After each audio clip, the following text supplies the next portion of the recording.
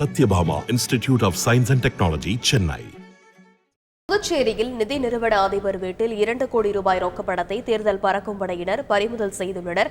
இது பற்றிய மேலும் விவரங்களை செய்தியாளர் எழில்குமார் விவரிக்க கேட்கலாம். வணக்கம் எழில்குமார், தற்போதைய கள நிலவரம் என்ன? இந்த தேர்தல் பறக்கும் படையினரின் சோதனையானது தொடர்ந்து நடைபெற்று வருகிறதா? தற்போது வரை கிடைத்திருக்கக்கூடிய ஆவணங்களின் முழு விவரம் என்ன?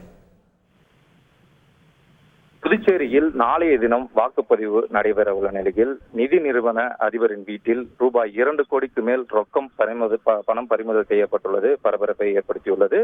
புதுச்சேரி ரெட்டியார்பாளையம் தொகுதிக்குட்பட்ட ஜான்சி நகர் பகுதியில் நிதி நிறுவன அதிபர் முருகேசன் வசித்து வருகிறார்.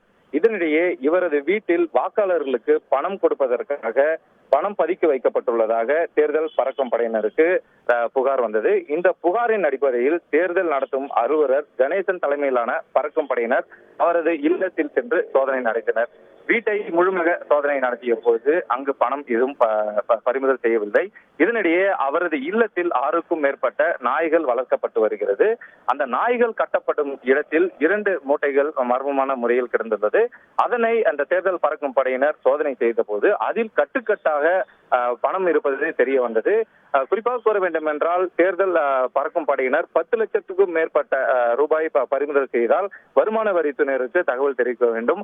அதன் அடிப்படையில் 10 லட்சத்துக்கும் மேற்பட்ட பணம் இருப்பதாக பறக்கும் படையினர் தெரிந்ததை தொடர்ந்து அவர்கள் வருமான வரித்துறையினருக்கு தகவல் தெரிவித்தனர். தகவலின் அடிப்படையில் வருமான வரித்துறையினர் தற்பொழுது இந்த நிதி நிறுவன அதிபரின் வீட்டிற்கு வந்து வீடியோ ஆதாரத்துடன் தற்பொழுது பணத்தை எண்ணும் பணியில் ஈடுபட்டு வருகின்றனர். குறிப்பாக இங்கு கிட்டத்தட்ட ஒரு 2 கோடிக்கு மேல் பணம் பதுக்கி வைக்கப்பட்டுள்ளதாக நமக்கு வந்து தேர்தல் பறக்கும் படையினர் வந்து தகவல் தெரிவித்துள்ளனர். மேலும் தேர்தல் நேரத்தில் கிட்டத்தட்ட 2 கோடிக்கு மேல் பணம் பதுக்கி வைக்கப்பட்டது தொடர்பாக தொடர்ச்சியாக விசாரணை நடத்தி வருகின்றனர். விரிவான விவரங்களுக்கு நன்றி Ezhilkumar. Sathyabama institute of science and technology, Chennai.